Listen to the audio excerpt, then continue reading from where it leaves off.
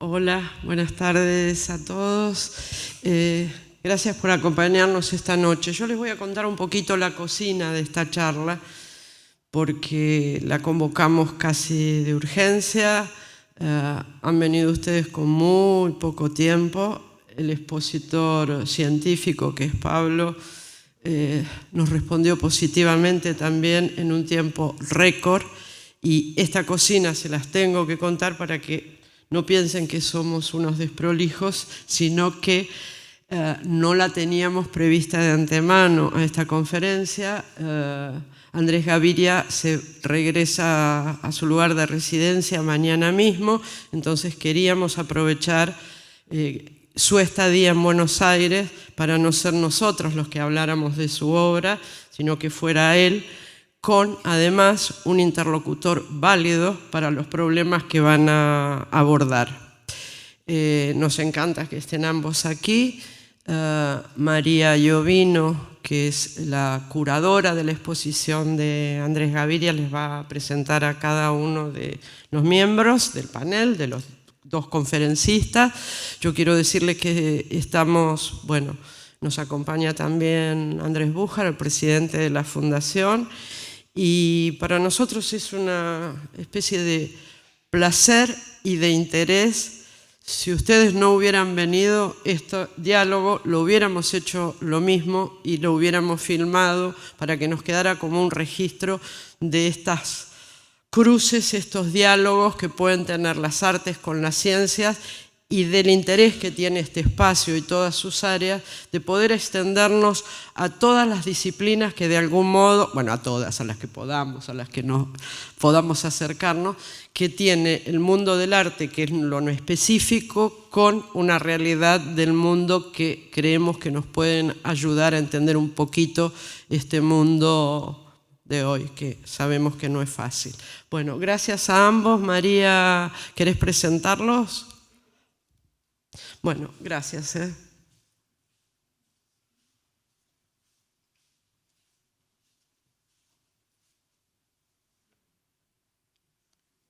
Buenas noches, gracias por la asistencia y de nuevo Pablo, María Teresa, chicas del equipo, muchas gracias por generar estos espacios y por el impecable trabajo que han hecho para apoyar la propuesta que traemos. Se encuentran aquí dos personas cuya formación y expresión admiro. A Pablo lo conozco menos, más por investigación. Me permito entonces leer un resumen de tu currículum.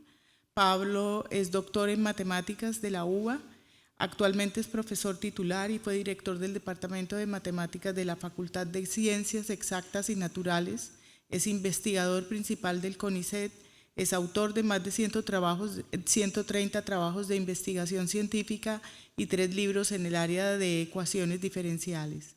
Colabora en diferentes proyectos de investigación en universidades argentinas y extranjeras, dicta con frecuencia conferencias y seminarios en diversos países y escribe textos destinados a un público amplio. Ha publicado 14 libros de divulgación científica, entre ellos La matemática como una de las bellas artes. Pablo es formado en música también y pues el diálogo entre la música y la matemática nos ayudará aquí en la conversación que hará con Andrés Ramírez Gaviria.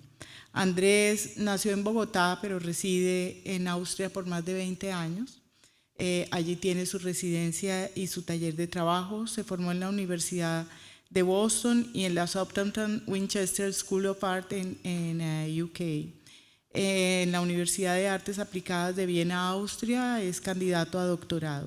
Sus obras han sido exhibidas a nivel internacional en el Kunsthaus Graz, en el Kunsthaus Dresden, han tenido un amplio recorrido en países de Europa y ahora esta exposición hace parte de una itinerancia becada por América Latina, un diálogo que su obra comienza con otros artistas cuya poética coincide con la de Andrés, que en Buenos Aires encuentra un diálogo riquísimo porque es uno de los amantes, entre otros, de la expresión literaria de Jorge Luis Borges. Gracias. Muy bien, muchas gracias, por supuesto, por la invitación y muchas gracias a todos por estar aquí.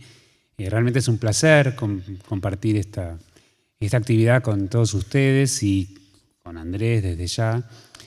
Y bueno, un poco contradiciendo lo que dijo María Teresa, esa cuestión de que no queremos ser o no somos desprolijos. En realidad, un poco la idea es mostrar que sí lo somos, al menos en buena medida el plan de esta conversación es no seguir ningún plan. Y a decir verdad, justamente, a ver, creo no equivocarme si digo que tanto Andrés como yo en realidad somos, digamos, participamos de muchos mundos porque justamente estamos atravesados por distintos discursos. Entonces, un poco la idea, de hecho, iba a decirlo así un poco como en chiste, pero que cada uno hablara de su trabajo y hacer una especie de test de Turing, ¿no? Como que cada uno hablara y después trataran de ver quién era el científico y quién era el artista, porque realmente yo creo que hay tantos puntos en común en general, entre el arte y la ciencia, y muy en particular en el trabajo de Andrés, que creo que realmente, igual nos hubieran sacado por el acento seguramente, pero yo creo que es al menos un desafío interesante, ver justamente cómo se cruzan esos discursos. ¿Sí? Yo, bueno, es verdad que me dediqué muchos años a la música, de hecho, en mi caso, bueno, entre otras cosas era útil porque si tocaba mal decían, bueno, pero en realidad es matemático, y si me mandaba alguna macana matemática, no, bueno, es músico. Pero más allá de eso, mi actividad, o sea, me identifico como matemático, pero de alguna forma, justamente, o sea, mi función acá es simplemente dialogar y esencialmente conversar sobre esta obra de Andrés, que sí es cierto lo que dijo María Teresa, que fue como muy poco tiempo, me avisaron y ahí me enteré y pude, digamos, tener un primer contacto con la obra a partir de una conversación muy breve que tuvimos. Pero enseguida me sentí como muy cautivado por ese discurso porque toca realmente muchos puntos, bueno, específicamente de lo mío, que es la matemática, y en general del campo de las ciencias. Entonces, un poco, si bien, o sea, hay varias cuestiones que yo quería conversar, ¿no? En primer lugar, como para ya ir dando la palabra a Andrés, claro, cuando justo hace un ratito hablábamos de un texto muy conocido de matemática, de divulgación, que se llama Matemática e Imaginación, y le contaba que en una edición de aquí de Argentina está prologada por Borges, y justamente ahí Borges, una de las cosas muy lindas que dice, él dice, como la música, las matemáticas prescinden del universo, cuyo ámbito comprenden y cuyas secretas leyes exploran. Y siempre yo me sentí muy cómodo con esa frase justamente porque al trabajar con la matemática, que es materia tan abstracta, bueno, siempre la sentí de las artes especialmente cercana a la música, y justamente la primera pregunta tenía que ver con eso, porque vos trabajás con la materia, o sea, la música, bueno, es material sonoro, pero con la materia, o sea, tus obras... bueno, de repente tienen granito, partes de un meteorito, o sea, ¿cómo es esa cuestión de llevar esa abstracción al campo de la materia? Muchas gracias. ¿Se oye? Sí, el hecho de llevarlo a la materia es simplemente como poder explorar, digamos, estos conceptos abstractos desde otro punto de vista, y el material o la técnica selecciono está basada mucho en la investigación y tratar de encontrar como la manera más propicia para explorar esas ideas. Aun cuando son conceptos abstractos como las matemáticas, la fisicalidad del material presenta otros puntos de entrada, de conexión con la materia. En el caso de los que mencionaste, de la obra que trata con los meteoritos, el hecho de usar el material en sí pues te lleva a pensar sobre conceptos de tiempo que son más concretos que simplemente el concepto abstracto de tiempo, ya que este material, como hemos dicho, es uno de los materiales más antiguos del universo. el hecho de tener el material en la mano pues es diferente a verlo como un número, digamos, ¿no? Entonces me gusta mucho ese encuentro entre concepto abstracto y materia, que a veces crea simbiosis y a veces crea choques también. Muy bien, sí, justamente quería, digamos... ¿Qué son? ¿Qué son? Sí, ahora justamente creo yo que podemos hacer un pequeño recorrido. O sea, mi idea era, bueno, conversar un poco y después, no sé si todos ya subieron a ver la muestra, pero hacer como un pequeño recorrido. No sé si azaroso, digamos que el azar justamente tiene una gran participación también en este trabajo, pero justamente respecto de la muestra en sí, de hecho, bueno, ahora están viendo una de las obras, pero lo primero en realidad porque esto es absolutamente como así, al pie de la letra, tal cual ocurrió la comunicación. Lo primero que hicimos fue tener una conversación muy breve por teléfono y después me mandó como las fotos de las obras y el mapa.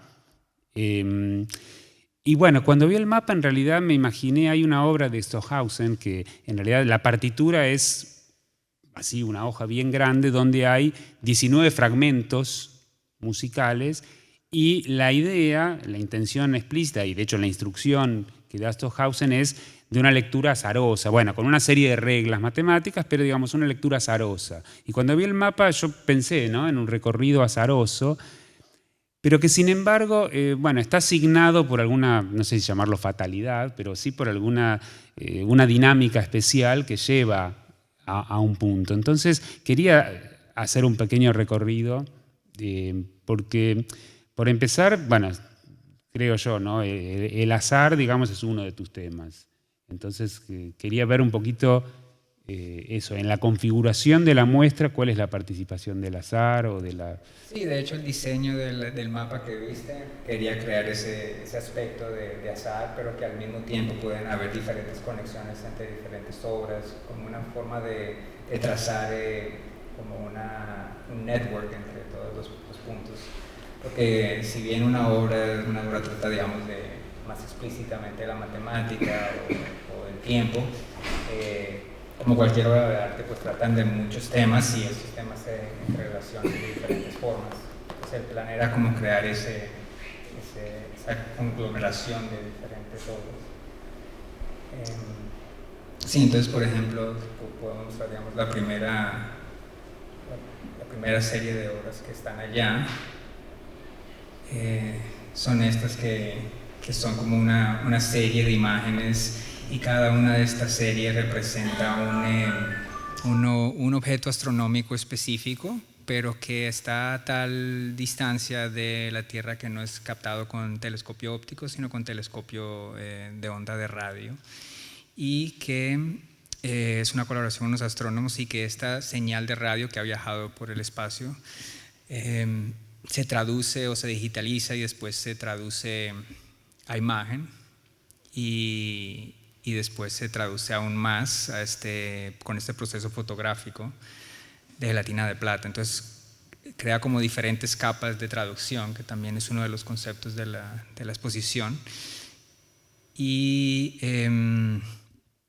habla obviamente como de este concepto de tiempo profundo, ¿no?, y de espacio.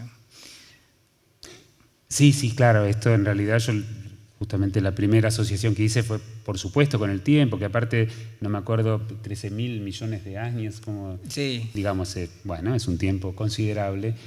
No, y además, precisamente esta cuestión, o sea, acá como que se cruzan ya varios de los temas que estuvimos mencionando, ¿no? Pero sin duda un tema acá muy importante es la transmisión de señales y la traducción. Digo, porque bueno, las señales se pueden traducir, se digitalizan, lo cual es simplemente llevarla a un lenguaje de ceros y unos, pero luego esa misma combinatoria de ceros y unos en realidad se puede de alguna forma reescribir o decodificar de diferentes maneras. Claro, y como te comentaba en uno de estos, en una versión anterior de este proyecto, que lo puedo mostrar aquí, de hecho la traduje no solamente en imágenes, pero también en una instalación visual, y que era representado por estos dos luces de estroboscópicas, y también en una performance de sonido, que la misma señal, como decía, se puede manifestar de diferentes formas. Bien. Y en realidad la segunda obra también tiene que ver con la transmisión. Claro. Pero es otra transmisión telepática. Claro. Sí, la otra obra se titula Mental Radio y sale de este libro escrito por Upton Sinclair, en el cual él trata de demostrar las capacidades telepáticas de su esposa a través de unos experimentos de dibujo. Entonces, lo que yo he hecho es que he estado recreando estos mismos experimentos con mi esposa. Yo hago los dibujos y ella trata de leerlos telepáticamente. Y pues como decías, trata mucho de la idea de traducción y también de la idea de comunicación y transmisión, porque en ese momento era algo que estaba muy relacionado, la idea de comunicación a través de una señal eléctrica con la posibilidad de una comunicación a través de señales mentales, digamos, ¿no? Y de hecho la primera edición de ese libro en alemán, la introducción el prólogo fue escrito por Albert Einstein, o sea que era algo que estaba en el aire en ese momento, ¿no? Lo intentaron también con tareas domésticas, alguna cosa así, ¿verdad? No. No, bueno, ya lo van a ver, realmente es muy impactante. Yo creo que tener la experiencia de sumergirse en la muestra es algo muy especial y especialmente esto que decíamos, ¿no? de ese recorrido azaroso. Yo pensaba en los paseos al azar en la matemática, el movimiento browniano, que es una forma de pasar al continuo esos paseos al azar. No me acuerdo ahora en este paseo azaroso cuál era la tercera de las obras. Podemos de pronto... estos son algunos de los dibujos que he hecho y que después pues mi esposa trata de leerlos telepáticamente bajo condiciones similares a las que propuso Upton Sinclair. Como decía, una de las cosas que me interesa de este proyecto no es solamente la posibilidad de la telepatía, pero también que habla mucho de interpretación, como la interpretación también de las imágenes que habíamos hablado de los objetos astronómicos, ya que en estos procesos de traducción pues se crea algo diferente. Excelente, claro, no, y ahora sí me acuerdo, hablando de objetos astronómicos, también de algún lugar del universo viene el material de la tercera obra, porque si no me equivoco, al menos en el recorrido digamos alfabético, la siguiente obra es la de los meteoritos. Claro, sí, la que habíamos hablado, sí. Y acá, bueno, también, a ver, eso. En realidad, voy a dejar por supuesto que lo expliques vos, pero sí también aparece como fundamental el tema del tiempo. Digamos, ese material en realidad esconde 4.600 millones de años. Yo pensaba en cuando Napoleón se paró ante las pirámides y dijo 40 siglos nos contemplan. Bueno, acá 46 millones de siglos nos contemplan. Pero esas esferas, entonces, ¿cómo están hechas? Sí, bueno, conseguí los meteoritos. Hay como 3 tipos de meteoritos, unos que son solamente metal, otros tienen metal y piedra, que son los meteoritos de condrito, que es el caso de estos, y encontrados en el noreste de África, ya que es más fácil detectarlos por la arena. Y una vez tenía los meteoritos, mandé a hacer estas canicas, porque quería unir un poco la idea de... Bueno, las canicas es como uno de los juegos más antiguos de la humanidad y quería acoplar la idea del juego con la idea de los meteoritos. Son 12 porque también, como estamos hablando, es un número particular y relacionado mucho al tiempo. Y la idea y las canicas también muchas veces están asociadas a objetos celestiales por sus múltiples modulaciones. Entonces trata un poco con la idea de la creación, del juego, de la creación artística. Sí, 12, por supuesto también con la música está muy relacionado por las 12 notas de la escala cromática y justamente conversando con Andrés también, bueno, otra asociación libre, pero que no es tan libre en realidad, justamente en el Timeo Platón habla de que Dios se valió del dodecaedro para la creación del mundo. Entonces, ese 12, sí, sin duda no es casualidad, ¿no? Claro, porque jugar con objetos celestiales en cierto sentido como jugar a Dios, ¿no? Eso mismo. Muy bien. Sí, y si seguimos, pues, se puede ver este video, que también trata un poco con la noción de tiempo, entre otras cosas. Y es un cubo sellado herméticamente que no es perceptible para el espectador, pero debajo del cubo hay una bomba de vacío que está constantemente extrayendo aire hasta que el aumento de presión causa que el cubo implosione. Entonces, lo que parece inicialmente como una imagen estática es como el tiempo estirado, y es solamente en este momento de la destrucción del cubo que se revela un poco el elemento de tiempo y el elemento de temporalidad. También tiene un poco que ver específicamente con el movimiento minimalista en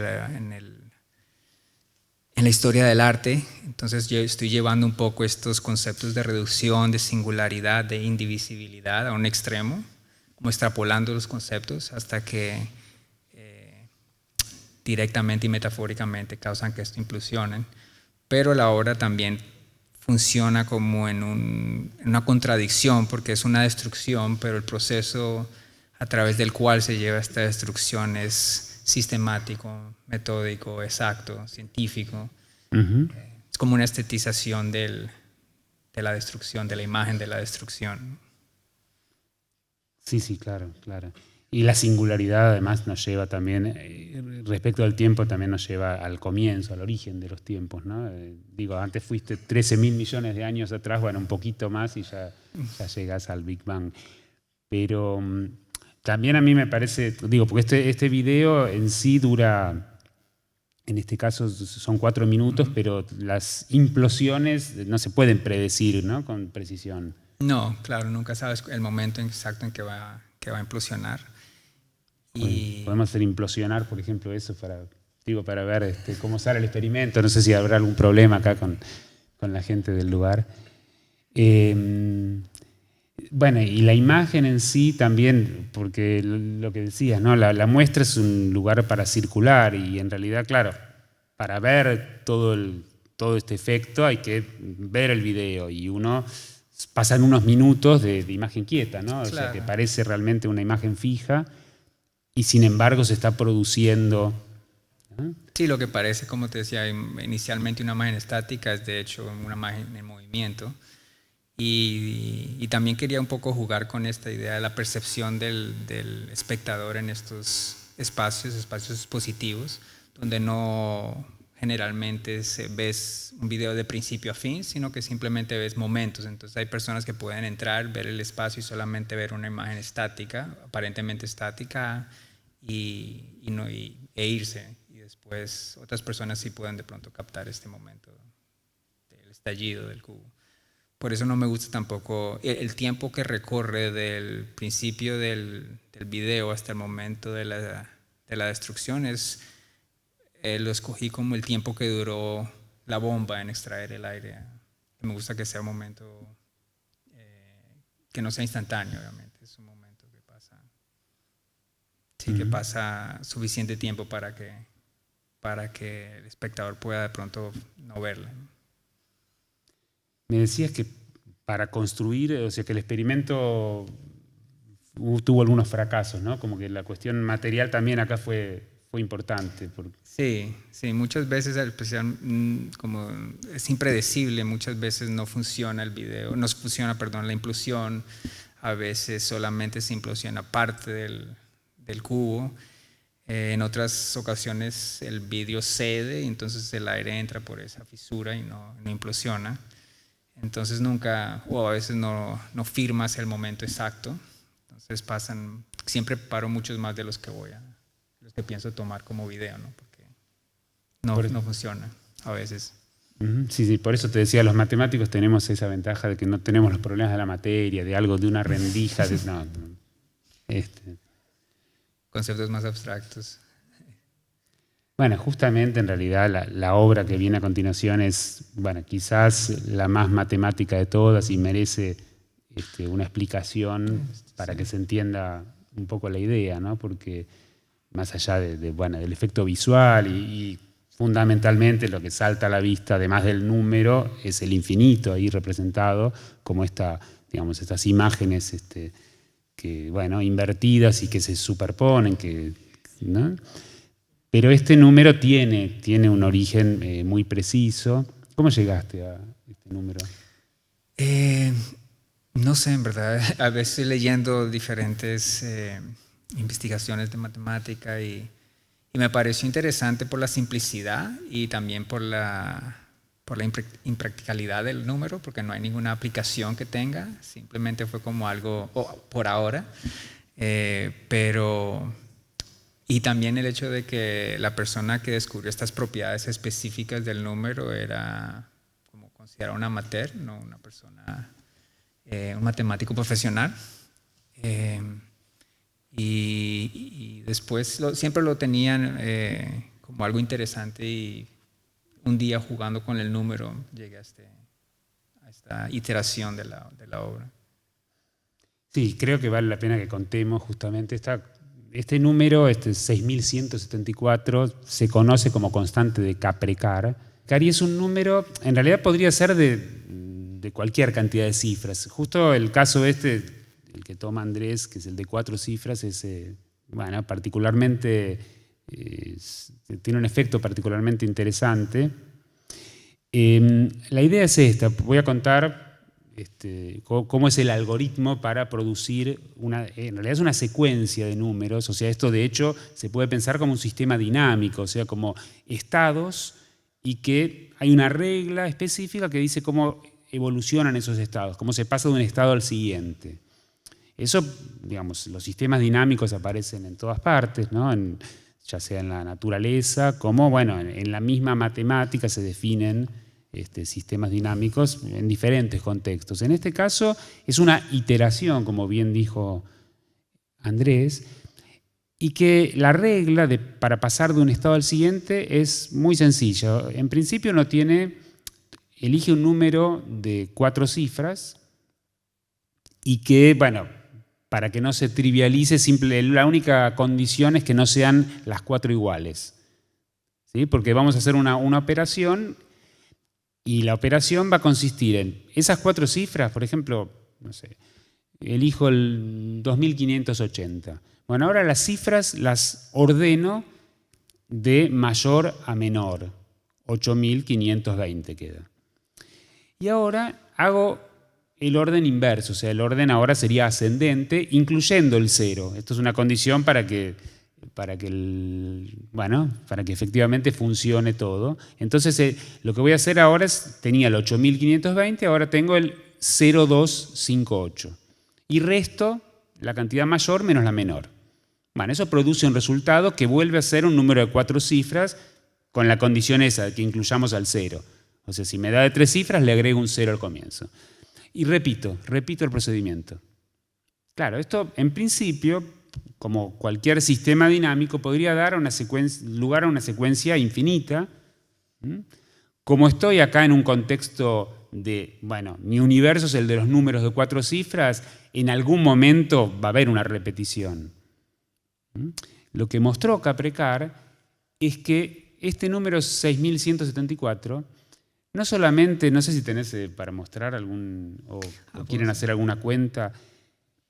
Este número es lo que se llama un punto fijo. Si yo le aplico la operación a ese número, primero que tendría que hacer, me quedaría en orden descendente 7641.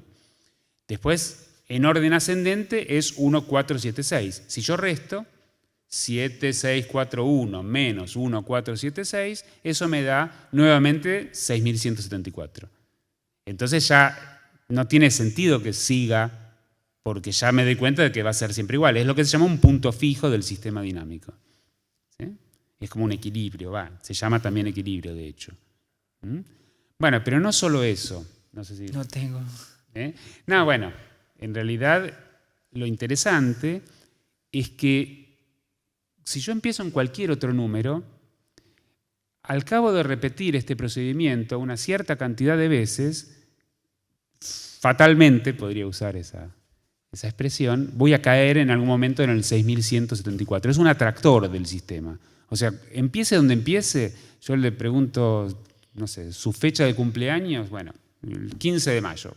Empiezo en ese valor y hago el algoritmo, ¿no? 5510 menos 0155.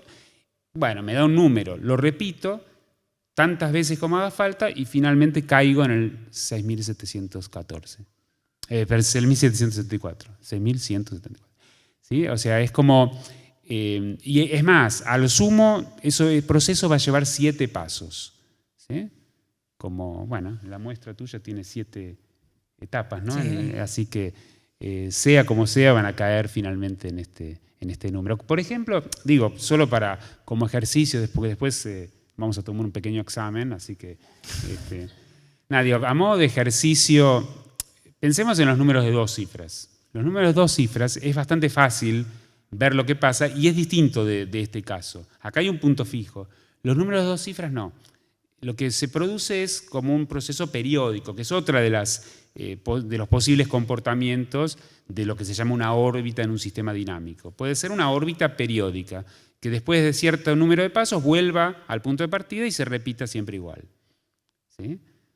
Como la biblioteca de Babel de Borges, que es ilimitada y periódica. Bueno, en el caso de los números de 2 cifras, si yo empiezo en cualquier, no sé, 38, hago el procedimiento 83 menos 38, ¿sí? Y eso, bueno, es fácil ver que ya me va a dar un múltiplo de 9 y ahí ya caí en un ciclo, ahí ya caí en la periodicidad. Así que, bueno, eso de que es fácil ver que es un múltiplo de 9 lo dejo como tarea. Sí, no, a mí me parecía muy interesante este hecho de pronto encontrar patrones dentro de lo que aparente son sistemas como aleatorios o caóticos y cómo llegas a estos puntos de convergencia y de bucle, ¿no? Bueno, claro, justamente. Es que ahí aparecen conceptos, bueno, muy relacionados. Está, por un lado, por supuesto, el azar. Por eso digo, como ejemplo, si elijo cualquier número de 4 cifras, un número elegido al azar, y voy a caer siempre, ¿no? Como que a partir del azar se pueden generar patrones. Claro. Y también, porque introdujiste la palabra caos, bueno, hay distintos tipos de caos. En los sistemas dinámicos aparece una forma, en muchos aparece una forma de caos que realmente es impredecible. O sea, si uno comienza en un punto o comienza en un punto muy cercano, las trayectorias pueden ser muy diferentes. Entonces es como realmente impredecible. Sin embargo, es un caos determinístico. Hay caos que no es siquiera... Exactamente. Sí, sí. Sí, no, como te había comentado, había otra obra que había tratado que tiene que ver con la película, no está en la exhibición, pero tiene que ver con la primera película de Darren Aronofsky, que toma como título el número pi. Uh-huh. Y sí, en la película, si algunos la han visto, el personaje principal está tratando de encontrar como una fórmula o una manera de predecir lo que aparentan ser sistemas caóticos, y entre su investigación se da cuenta que el número pi, los números Fibonacci y el Golden Ratio están íntimamente relacionados. Uh-huh. Uh-huh. Y entonces ese también fue como un punto de referencia. En ese caso, la obra es simplemente el video o la película, pero solamente ves los fotogramas que caen en estos números Fibonacci. Entonces es como oscuro y de pronto ves una imagen, y por la naturaleza de los números Fibonacci ese espacio negro va creciendo exponencialmente. Uh-huh. Uh-huh. Y así se repite, ¿no? Bien, muy bien. ¿Se entendió? No, realmente es muy impactante. O sea, si no conocían este ejemplo del número de Caprecart, les sugiero que hagan el experimento, porque realmente es como muy impactante. A lo mejor van a tener que hacer a lo sumo 7 operaciones. O sea, pueden tardar un poco hasta llegar, pero es como que de pronto...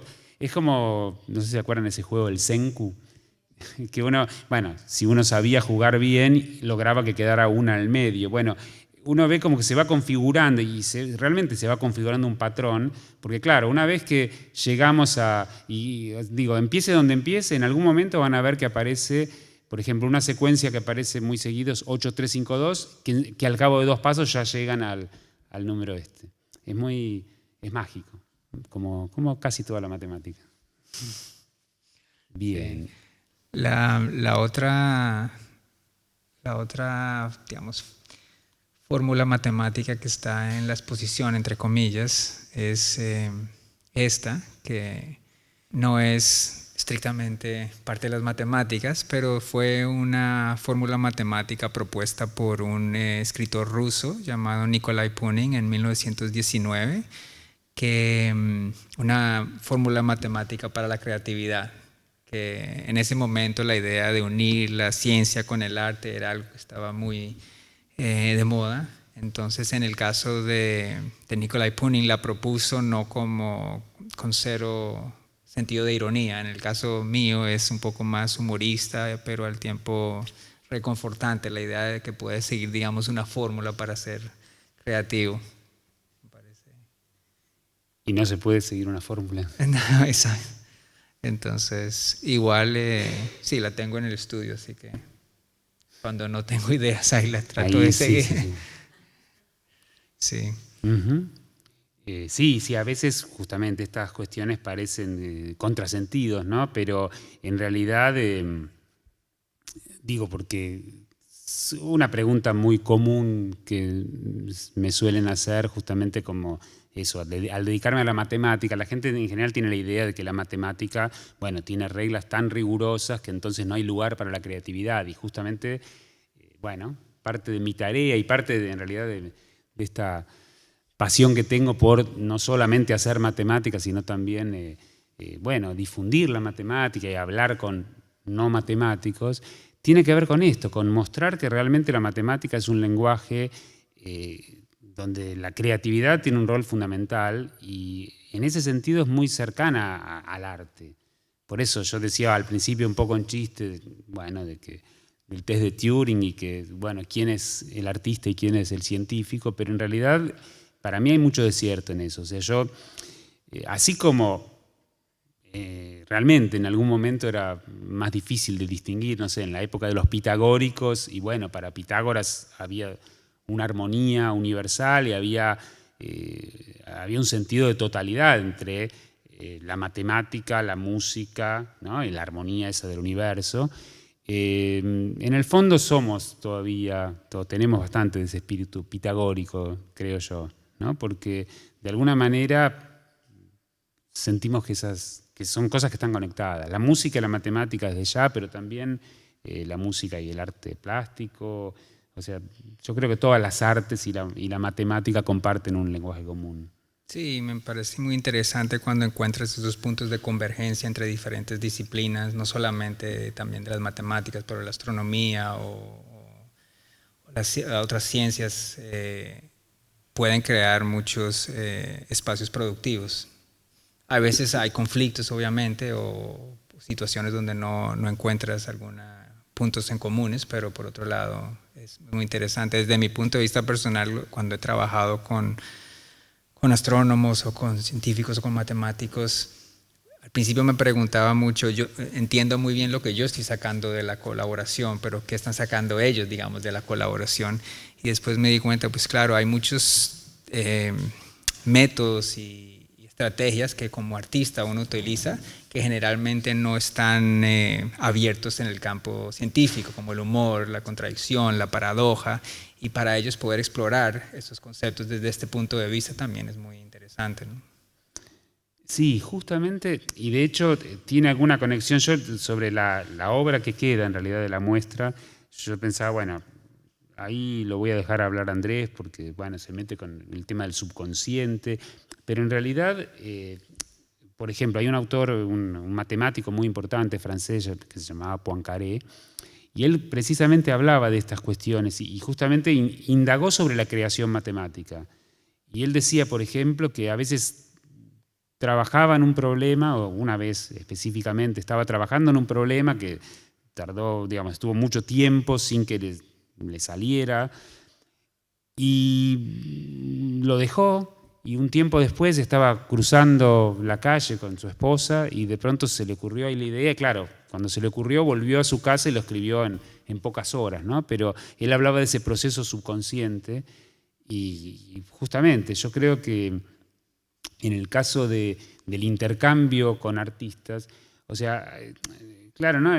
Digamos, no es que hay una forma de pensar los problemas matemáticos justamente algorítmica, sino que la creatividad matemática aflora y bueno, y en gran medida como parte de este trabajo, digo, yo a veces a mí también me pasa, ¿no? De estar pensando en algo y sé que a nivel subconsciente ese problema que todavía no logré resolver se sigue resolviendo, aunque yo esté conversando con un artista, por ejemplo. Sí. Tengo otro amigo matemático y cada vez que lo veo siempre le pregunto ¿cómo siguen los números? Y él me dice confusos. Pero, ¿y podés decir algo de esa última obra, de la llave? Sí, te muestro esta. Se trata... ¿Puedo preguntar algo de la fórmula o después al final las preguntas? No, me quedó más allá de no buscar la aplicación al resultado y que el uso sea irónico. Me preguntaba cuáles eran algunos de los términos que estaban en esa fórmula. Digo, hay uno que es técnica y otro que es inspiración, hay uno que es 314 de insistencia, no sé. Sí, a veces no me gusta revelar los términos porque independientemente de cuáles sean, pues obviamente no van a llevar al resultado, pero lo digo igual,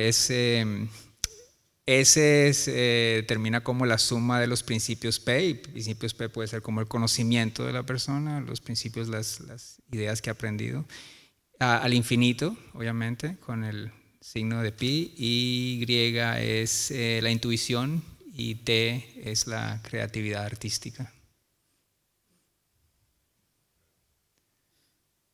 Sí, ¿ves? De hecho, quizás hubiera sido mejor no decirlo. Sí. Pero digamos, con esa fórmula podemos calcular si, por ejemplo, hoy ando bajo de creatividad, aplico la fórmula. Sí, esta es la otra obra que está en la exhibición. Y originalmente es como el producto de un sueño que tuve, pero que nace de ciertos intereses que he tenido sobre, bueno, y también el hecho de que fue un producto de la pandemia, de pronto tuvo algo que ver con eso. Pero viene de esta llave que primero me topé con él. Mi abuelo tenía una de estas llaves que se llama la llave de Berlín, no sé si algunos la conocen, que tiene las dos caras. En el caso de mi llave están puestas hacia adentro, pero en el caso de la llave de Berlín están hacia afuera. Y para operarla tienes que insertarla en la cerradura y pasarla a través de la cerradura, y solo la puedes sacar del otro lado de la puerta cuando cierras la puerta. Si no cierras la puerta, la llave no sale. Entonces era una manera, como un agente para condicionar a las personas de que se acordaran de cerrar la puerta. Y de hecho hay un ensayo de Bruno Latour en el cual él explica cómo esta llave crea ciertos patrones sociales, cómo los objetos crean ciertos patrones sociales. Entonces, en el caso de esta llave, pues es diferente porque no tiene ninguna función específica, al contrario, no funciona. Claro, es hermoso si es de pandemia, que también te habla de encierro. Ahí no podés salir, claro. Sí, el detalle que en realidad que para nosotros de habla hispana pasa quizás desapercibido, pero en general en muchos idiomas clave y llave y clave son la misma palabra, ¿no? Claro. Entonces, no digo que digo porque justamente de vuelta para mí esto se reconecta con el punto de partida de toda la muestra, ¿no? Porque cuando hablas de descifrar y de códigos, exactamente, claro. Exactamente. Igual también la obra que hablamos de Mental Radio, del libro, esta idea de la unión de la espiritualidad y las señales, muchos de los términos que actualmente utilizamos en la tecnología tienen sus puntos históricos en el espiritismo, como canal y medio, todo eso. Entonces hay esas relaciones. Muy bien. Y bueno, por supuesto, digo, ya mirando un poco más allá, digo, porque esta muestra es, bueno, un conjunto de tus obras elegido, no sé bien, digo, con algún criterio, pero tenés muchos trabajos, muchos otros trabajos también asociados a cuestiones de la ciencia, la matemática. ¿Hay algo más que...? Sí, de pronto podemos ver ese del que hablé brevemente, aunque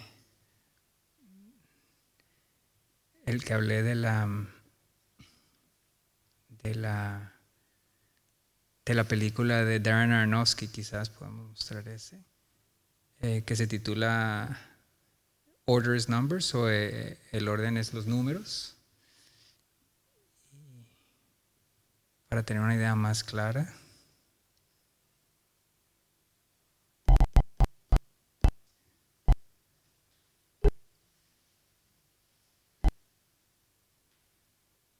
Sí, entonces, como mencionaba, solamente lo que están viendo son los fotogramas de la película que caen en estos números Fibonacci. Y a medida que pasa la película, el espacio entre un fotograma y otro fotograma se alarga. Entonces, cuando las personas están en el espacio expositivo, muchas veces solamente ven un monitor que aparentemente apagado y solamente aparece de vez en cuando una imagen, que es lo mismo un poco tratando con este concepto del tiempo y el video que está en la exposición, que muchas personas también a veces solamente ven la imagen del cubo estático. Así que, pequeña aclaración por las dudas, los números de Fibonacci, o sea, es una secuencia muy famosa en la matemática y trasciende la matemática porque se ha hecho muy conocida porque contiene muchos patrones, y hay quienes creyeron ver ahí claves del universo, pero es esa secuencia que se forma, los primeros números son 1 y después cada número es la suma de los dos anteriores. Entonces 1, 1, luego viene el 2, el siguiente 1 más 2, 3, el siguiente 2 más 3, 5, y esos se llaman números de Fibonacci. Y como decía Andrés, eso crece exponencialmente, o sea, se va haciendo cada vez más grande y a una velocidad exponencial, no voy a entrar en detalles. Y está muy relacionado, algo que antes mencionó Andrés también, con la famosa proporción áurea, que es ese famoso número 1,618 que aparecía, ¿no?, en el arte griego. En realidad lo que digamos, porque en principio son definiciones muy diferentes, pero lo que se demuestra es que cuando uno toma un número de Fibonacci y lo divide por el anterior, eso cada vez se acerca más, converge a este número de oro. Entonces, muchas obras, por supuesto, de arte, no solamente arte clásico, sino que se siguió utilizando a lo largo de los siglos, pero también aparece en la música, en la arquitectura. Y en la película Pi, por supuesto, tiene un rol muy central en la trama, porque justamente esa idea de encontrar patrones en el universo, ya sea en los códigos de la Torá, de la Biblia, como en los movimientos de subas y bajas de las acciones de la bolsa, o sea, como hay todas unas conexiones, y el matemático, el protagonista, es de hecho requerido por grupos diferentes para encontrar esos patrones. Sí. Y como para aclarar o manifestar un poco esa expansión exponencial del número, la película dura como 90 algo minutos, algo así, y solamente caben en ese recorrido como 23 fotogramas, que sería menos de un segundo si los pusiéramos todos juntos, ¿no? Bien. Bueno, si tiene alguna pregunta o algo. Ustedes han hablado antes sobre la parte de numerología con respecto, inclusive en la película Pi, donde hablan la parte cabalística y la parte espiritual, hablan ahí en esa película específicamente. Mi pregunta es, ¿cómo se desarrolla la parte numérica cuando vos decís que lo atraes ideas con respecto a los meteoritos o al más allá, digamos, al más allá de nuestra visión, de nuestra comprensión. ¿Cómo se une esto a la parte matemática con la parte artística?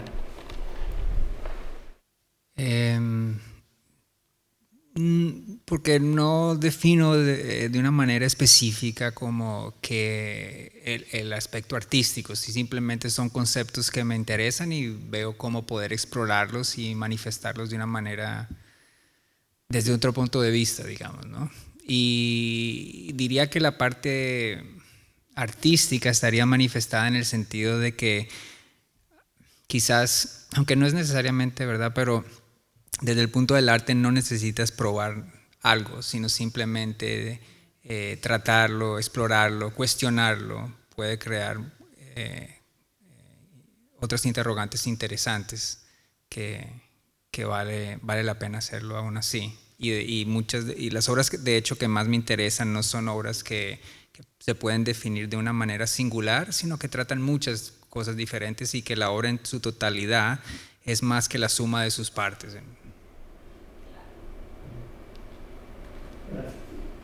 Bueno, gracias a los dos por la presentación. Quería saber cómo estaba materializada la obra Mental Radio y cómo fueron esos experimentos de transmisión telepática. Sí, el proceso para escoger en qué tamaño hacer los dibujos, el material, fue un proceso de selección. Al final escogí la tinta por un poco por la relación con estos experimentos espirituistas que como que la materia era muy importante. Y la forma en que se realizan es, como mencioné, siguiendo los mismos experimentos que hizo Upton Sinclair, o sea que cada experimento está bajo diferentes condiciones. En algunos casos estoy yo y mi esposa en el mismo espacio, en otros casos ella está en otro espacio, en otros casos no está en el mismo país. Entonces es como siguiendo básicamente, sistemáticamente los mismos experimentos de Upton Sinclair. ¿Intentaste hacer alguna operación para realizar esa transmisión? ¿Perdón? ¿Intentaste hacer alguna operación mental, cognitiva, para hacer esa transmisión telepática? Sí, esencialmente yo hago como el dibujo y después de que hago el dibujo intento visualizar, pero es diferente para cada experimento, pero digamos en uno de ellos trato de visualizar otra vez el dibujo y en este caso mi esposa trata de leerlo telepáticamente. Una de las cosas que me interesa del proyecto, y no solamente de mi proyecto sino del de Upton Sinclair, es que dice también mucho sobre la interpretación, hasta más que sobre la telepatía, ¿no?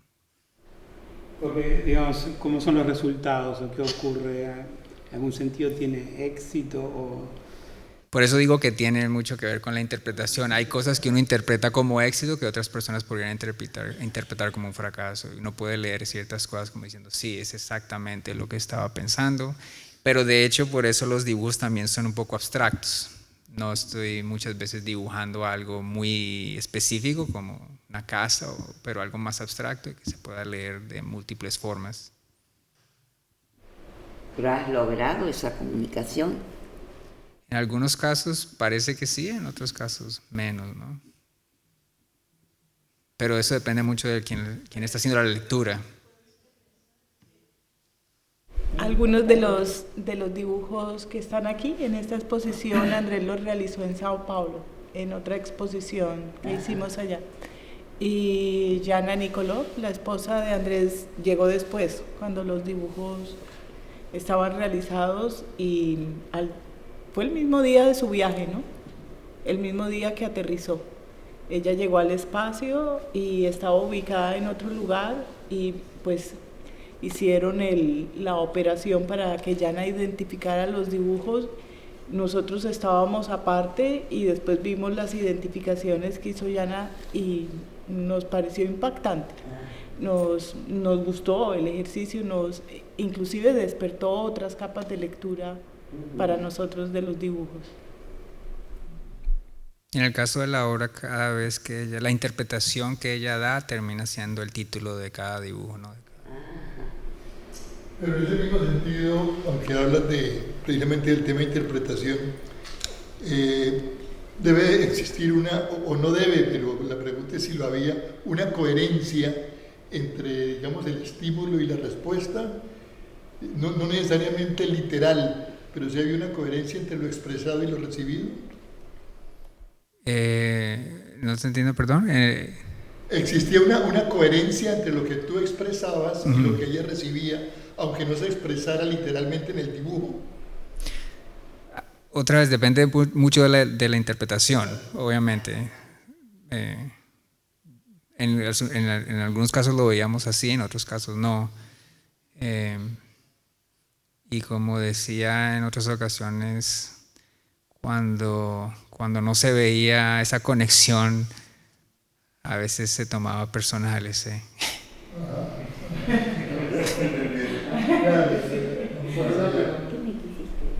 ¿Siempre se han hecho entre hombre y mujer o entre dos hombres o dos mujeres? Porque hay una percepción cultural en los chinos, en los indios, de la polaridad en las percepciones de la realidad por parte de hombres y mujeres, ¿cierto? Y se habla igual que entre el matemático muy de cerebro dominante izquierdo y el artista derecho y todo. Hay estudios de conectómica, de ahora que cómo se conectan las áreas del cerebro, y se ha encontrado un patrón diferencial entre mujeres y hombres, y por eso las lecturas son complementarias. De lo contrario, estaríamos aburridísimos todos pensando con un solo cerebro. Si hay esa capacidad no solo de transmitir la señal, sino de reinterpretarla y volverla más integral, si se hace entre personas de diferentes ámbitos, como matemáticos, artistas, o hombres y mujeres, o niños y adultos. Sí, claro, sí, sería interesante. No lo he explorado porque quería seguir, como dije, los patrones del libro, pero sí. Y bueno, en ese momento muchas veces se le otorgaban estas capacidades casi siempre a las mujeres y no a los hombres. Una pregunta sin conocer toda la obra, pero con lo que veo proyectado acá, que es un paneo bastante importante, veo que siempre, o mayormente, tendés a usar un registro muy minimalista y muy limitado al blanco y negro, casi sin otros colores. Me pregunto si es una cuestión de gusto o es una exploración también matemática, un recurso medio binario. No, generalmente es más, se da, yo pienso, porque para tratar el concepto que estoy haciendo de una manera sí, abstracta y directa, que no influya. La película que Sí, la película es originalmente en blanco y negro.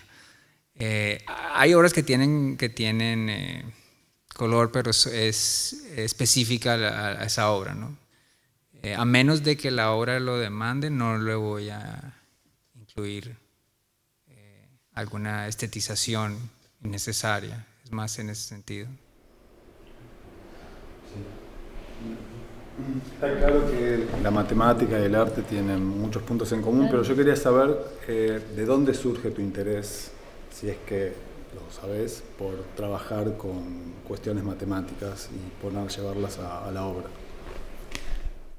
Pienso que es más por la idea de estos conceptos abstractos y cómo se relacionan con nuestra realidad, ¿no? No solamente, bueno, en términos como vieron el espacio, también en códigos digitales, y cómo estos conceptos y estos procesos abstractos de todas maneras, de alguna manera, determinan nuestra realidad en ciertos sentidos más directamente, más profundamente que otros conflictos y otros procesos más directos, más obvios, digamos. ¿Pero llegaste ahí, digamos, desde el comienzo o fue un proceso? Digo, ¿siempre estuviste como tomaste ese camino, digo, en relación con la matemática, o fue un proceso hasta hoy, hasta llegar a profundizar de esa manera? Sí, es un proceso. Poco a poco uno va explorando conceptos y ve que, digamos, estas son las maneras que otras personas lo han explorado y cómo se puede transmitir eso de otra manera. Sí. De hecho, no estudié matemáticas, o sea, no tengo una relación directa con las matemáticas. pero tampoco digamos con la astronomía, es más como conceptos abstractos que se pueden tratar de diferentes formas, y la exploración que otras personas han hecho muchas veces me interesan, entonces me profundizo en ese caso. Y cuando colaboro con estas personas, yo creo que muchas veces están gratamente sorprendidos de que una persona fuera de su campo está interesada en lo que están haciendo. Bueno, yo creo que hay una parte muy importante de la obra que tiene que ver, está la obra y está el concepto asociado. Y digamos, hay como una importancia semejante, o a veces como que la obra ilustra el concepto, pero el concepto tiene una importancia muy grande dentro de la obra. Como si no estuviera ese concepto, no estuviera ese discurso alrededor del concepto, la obra puede tener una belleza en sí misma, pero estaría incompleta o necesita ese concepto para ganar más belleza.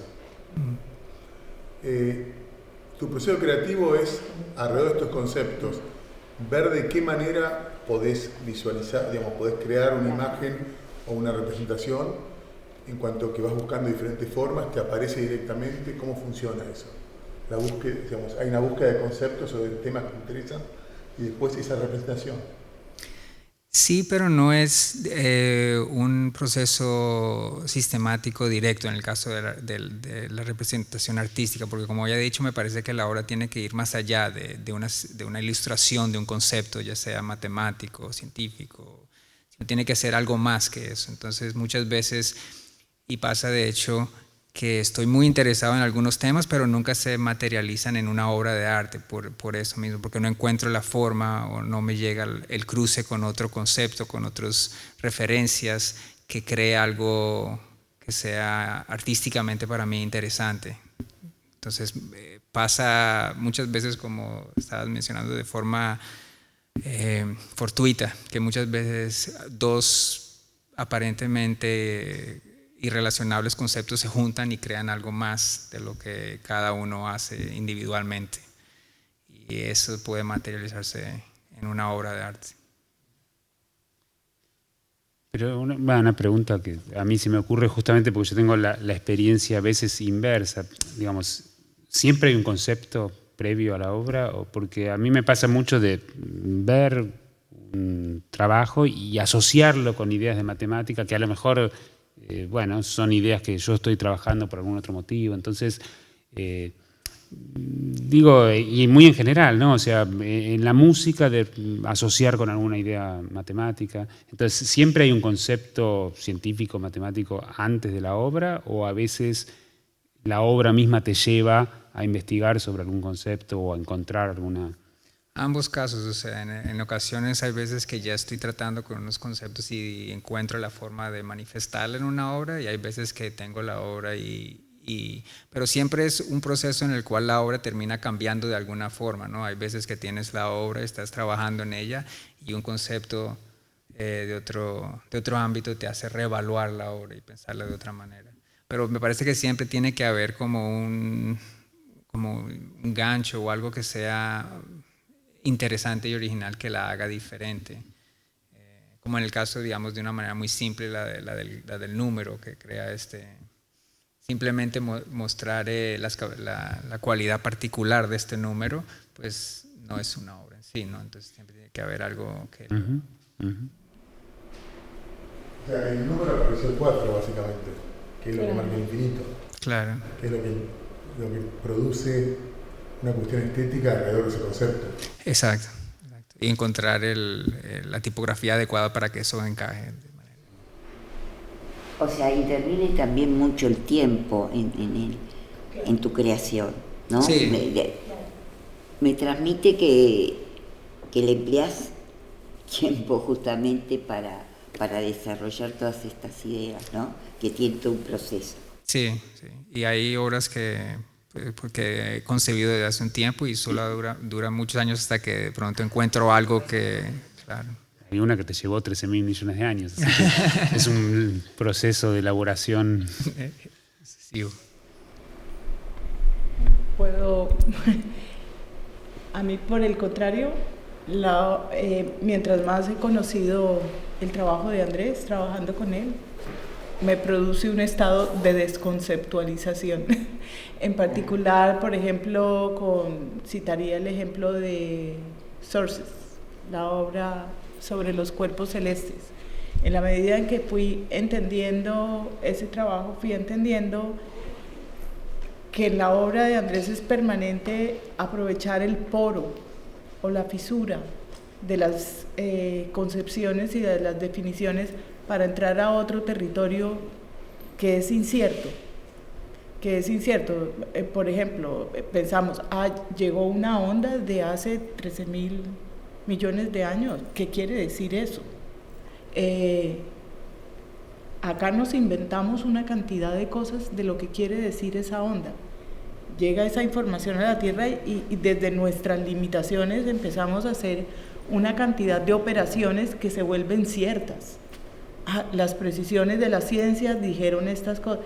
Eso es totalmente impreciso. Hace un momento hablábamos, ese telescopio puede ser muy sofisticado, pero no quiere decir que dentro de 10 años no hay uno sofisticadísimo que habla de la limitación de la captura de esta onda, que dio lugar a una cantidad de lecturas que dieron unas certidumbres y nos tuvieron caminando, sosteniéndonos por barandas equivocadas, muy probablemente apoyándonos para discusiones que generarían unos conflictos impresionantes, y todo era errado, muy probablemente, o poco cierto, o muy especulativo, y no quiere decir que más adelante no va a ser muy especulativo también. Entonces, me gusta particularmente de la obra eso de entrar de manera tan capaz en la incertidumbre, en la duda, cuando colapsa ese aparente cuadrado, que aparece un cubo y que aparece de verdad el vacío, pero ya se había restado el vacío. Aparecen muchas paradojas, aparecen muchas, lo que podríamos llamar contradicciones, pero no son contradicciones. Son contradicciones a las preconcepciones, pero aparece, digamos, lo imposible de codificar de lo real.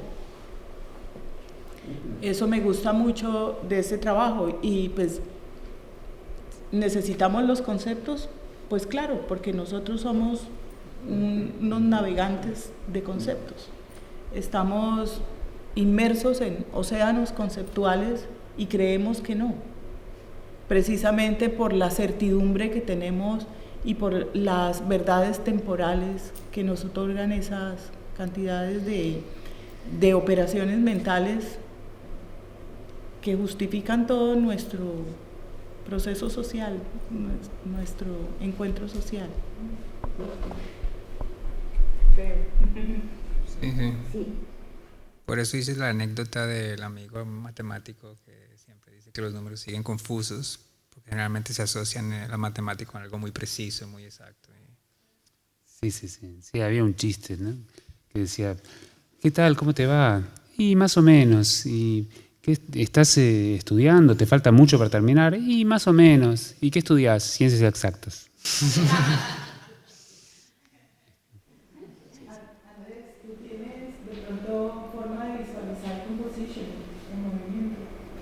Que es una obra que incluye programación, música, conceptos de la historia del arte, de la modernidad.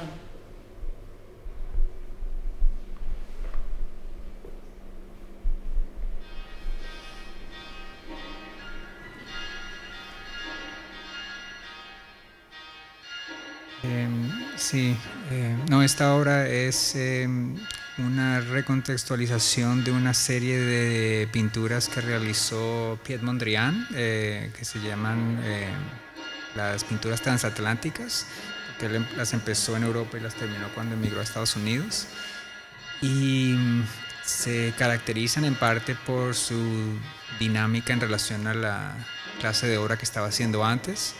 En este caso lo que yo he hecho es que me he apropiado de las líneas verticales y horizontales de estas pinturas, que el sistema selecciona de forma aleatoria, al azar, y a través de ciertos patrones se interactúan y terminan perdiendo su origen original y aumentan de velocidad cada vez que chocan y eventualmente desaparecen de la pantalla y se crean otras nuevas composiciones.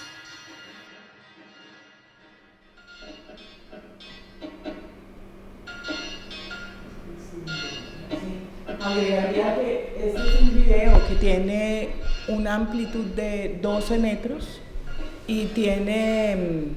Un poquito más, ¿no? He hecho la suma de todas las pinturas y la altura de la más alta de la pintura. Bueno. ¿Cómo? Creo que tiene como tres algo, que es la altura de la pintura más alta. Yo quería decirte algo que me vino al cuento. Yo miro lo que haces también desde la deformación profesional de los que hacemos matemáticas todos los días, ¿no? Pero bueno, yo igual soy física de formación, pero ya en mi tesis hice una tesis bastante matemática y ahora trabajo con sistemas dinámicos, un poco contó Pablo, con caos, pero en particular con el problema del cambio climático y tu cubo que está sometido a una presión que va disminuyendo constantemente, aunque es un cubo, me hizo acordar a nuestra Tierra, que es más bien esférica, y que está sometida a una temperatura que también crece constantemente. Y bueno, el plazo en el que ocurre, nosotros lo llamamos bifurcación, los climatólogos dicen tipping point, pero es cuando estalla.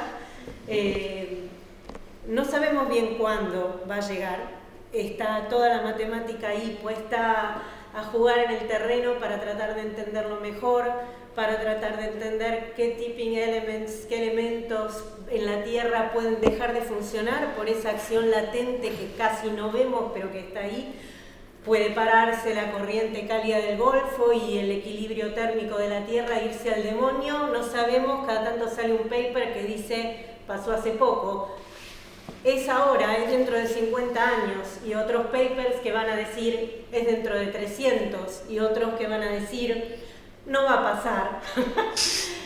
Pero me pareció una metáfora que mi cotidiano, que es el estudio de estas cosas y de tratar de poner matemáticas a la obra para entender este proceso. Hay muchos procesos, no solamente el sistema climático, ¿no? Hay muchos sistemas, los sistemas dinámicos que son no lineales, a muchos les pasa esta cosa de la bifurcación y del tipping point, pero me pareció que no en tantas obras de arte está representado esto tan claramente, ¿no? Y tan en ese negro y blanco que también da como un poco de miedo, que claro que da miedo, porque estos cambios bruscos dan miedo. Me gustó mucho, así que bueno, nada, quería decírtelo. Muchas gracias. Gracias. También a Pablo, gracias a quien vi. Gracias. Creo que en todas las obras se ve la relación espacio-tiempo constantemente y matemática.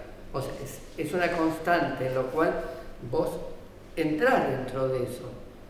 Es muy interesante porque desde afuera se ve, como recién estaba diciendo lo del cubo, ¿no? Lo de espacio y tiempo y la parte matemática como está incorporada en todas las obras. Sí, sí, sí. Aún en la llave está Sí. incorporado.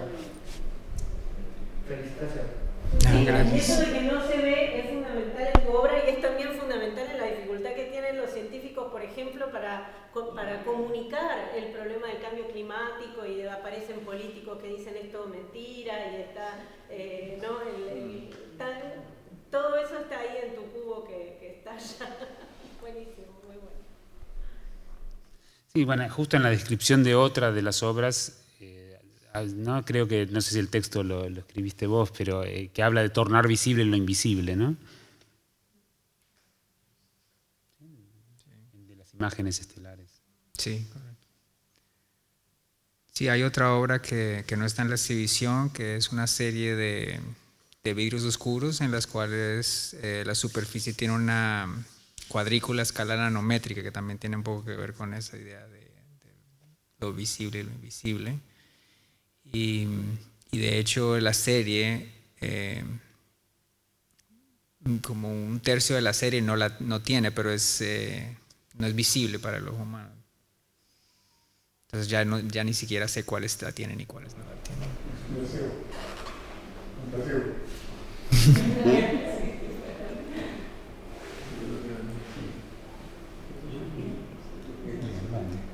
Muchas gracias. Bueno. Muchas gracias.